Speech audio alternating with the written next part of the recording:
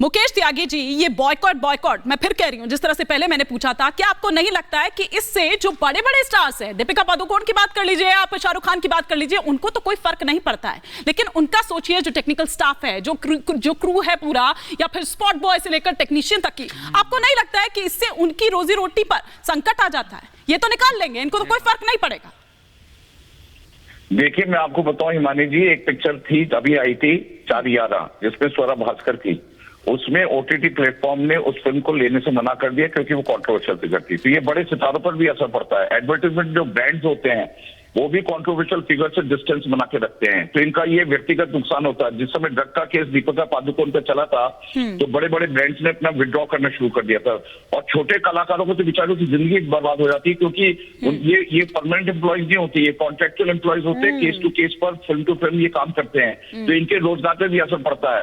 तो इनकी संवेदनशीलता जो है, ये पुराने तरीके झगड़ा चला रहा, अब इनकी पोल खुल गई है कि ये लगातार औरों के मजहब पर तो उपहास बनाते हैं, जब अपना मजहब के बारे में बात आती है तो अति संवेदनशीलता दिखाते हैं। जवाब को एक बार लेकर आए स्क्रीन पे।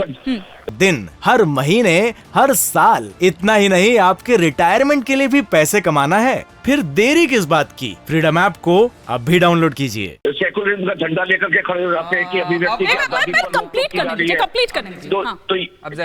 तो ये जो दोहरा मानदंड है, अभी तक पानी भर रहा था, अब पानी इस लेवल पे पहुंच गया है कि ये खुल गया है इनके। अरे आप एक काम करिए, पता क्या है हिमानी तकलीफ देखिए, क्या हिमानी तकलीफ मैं समझ गया, बिल्कुल सही पकड़ा, जूते पहना दवाई दो, मिलेगी, लेकिन हम बोले वाह क्या पिक्चर है। हाँ, देखिए क्या है, इस नफरत का इलाज जो है, इस नफरत का इलाज है मोहब्बत, और मोहब्बत से लगता है डर। उसका रीजन बताओ।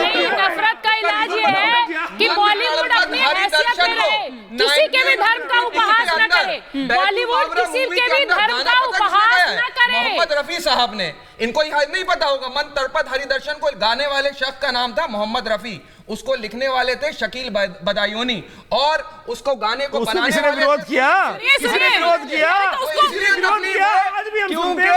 हिंदी फिल्म इंडस्ट्री सेकुलरिज्म को प्रमोट करती है। अच्छा सुनिए ना, उनको तो तकलीफ होगी।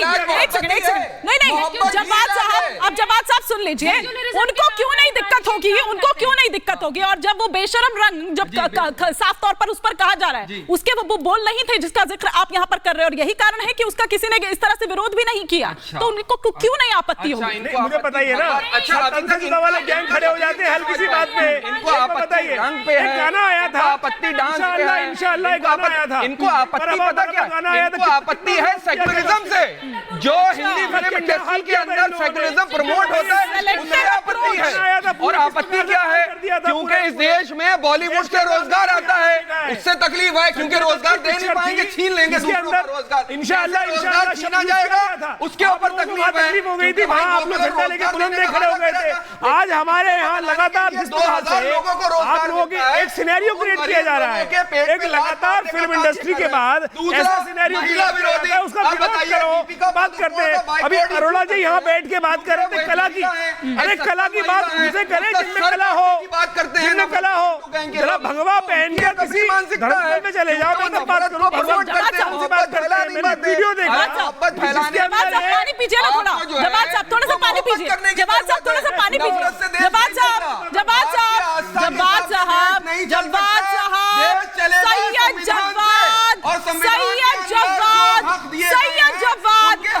जवाब पानी पीजिए, थोड़ा सा ब्रेक लीजिए, पानी पीजिए, आप पानी पीजिए। एक सेकंड, लेकिन प्रीति जी, एक सेकंड, प्रीति पांडे और मानवी तनेजा स्क्रीन पे, एक सेकंड प्रीति पांडे जी, लेकिन नहीं लग रहा है कि इतना तूल दे दिया जाता है कि हम, वरना तो पठान की कोई चर्चा ही नहीं कर रहा होता।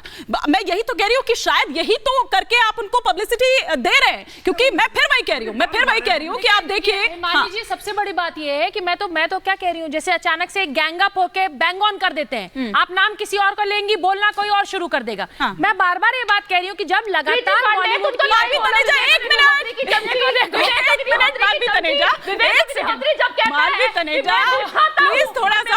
प्लीज थोड़ा सा पेशेंस दिखाइए। अपनी बात अपने बारे में रखना ना, जब आपका नाम लेंगे बाबा दही जम जाता है। मानवी रुक जाइए, थोड़ा सा जो लोग कभी वैष्णो देवी नहीं गए वो वैष्णो देवी भी फिल्म के रिलीज से पहले चले जाते, तो सवाल वो आता है जैसे नेता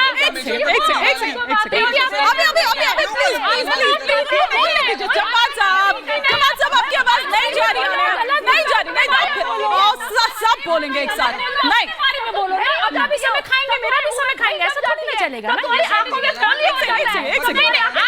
आप जो भी ड्रामा करिए, आप जो भी आप मोहब्बत फैलाइए अपने टाइम में, आप मोहब्बत अंधी हो जाती हो, तुम्हारा रिजल्ट खत्म हो जाता है।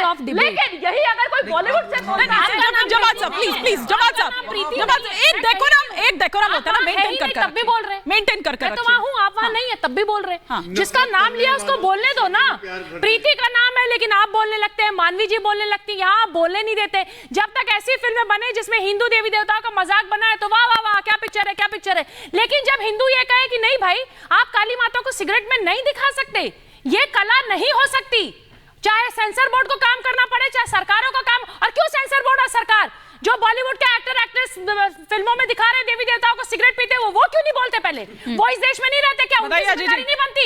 सेक्युलर के नाम पे अब हिंदू देवी देवताओं का मजाक बनाते रहे तो सेक्युलर। जब हिंदू खड़ा होकर कहे कि नहीं हमारी काली माता सिगरेट नहीं पीती, तो आप ये बोलेंगे कि हम धर्म की बात करते हैं, आरएसएस बीजेपी क्या बात करेंगे? क्या बात कर रहे हो आप? दिन, हर महीने, हर साल, इतना ही नहीं आपके रिटायरमेंट के लिए भी पैसे कमाना है? फिर देरी किस बात की, फ्रीडम ऐप को अब भी डाउनलोड कीजिए।